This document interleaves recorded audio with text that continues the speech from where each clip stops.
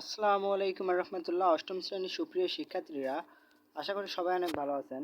তো আজকে আমরা আলোচনা করব তোমাদের বার্ষিক সামষ্টিক মূল্যায়ন নিয়ে বৃত্তের খুঁটিনাটি। এটা তোমাদের অষ্টম শ্রেণীর, কিন্তু আজকে আমরা এই অধ্যায় থেকে, যেহেতু তোমাদের এটা বার্ষিক পরীক্ষায় আছে, সো এটা থেকে আমরা তোমাদের আজকে কিছু সাজেশন দিব যে তোমাদের অনুশীলনীর কোন কোন অঙ্কটা তোমরা প্র্যাকটিস করবে বেশি বেশি করে, তাহলে তোমরা কমেন্ট পেতে পারো।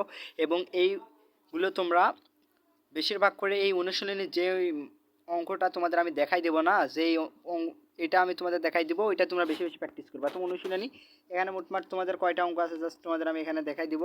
মোটমাট তোমাদের অঙ্ক আছে এখানে পাঁচটা পাঁচটা অঙ্ক আছে, যে মোটমাট পাঁচটা অঙ্ক আছে। তো এটার মধ্যে দেখো এখানে এক নাম্বার কি বলছে,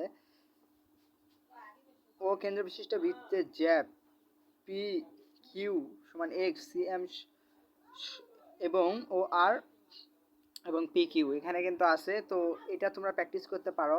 তো কোন কিউ ও এস এর পরিমাপ নির্ণয় করতে হবে এবং এইটা তো তোমরা বেশিরভাগ করে তোমাদের দরকার নাই, তোমরা 2 নাম্বারটা এবং 3 নাম্বারটা এইটা বেশি বেশি একটু প্র্যাকটিস করবে, এবং 4 নাম্বারটা করলেও তোমরা করতে পারো, 5 নাম্বারটাও করতে যাবে, 5 নাম্বারটাও করতে পারো। তো এটা কিন্তু তোমাদের আজকে আমরা এখান থেকে তোমরা হলো 3, 4, 5 এইটগুলা প্র্যাকটিস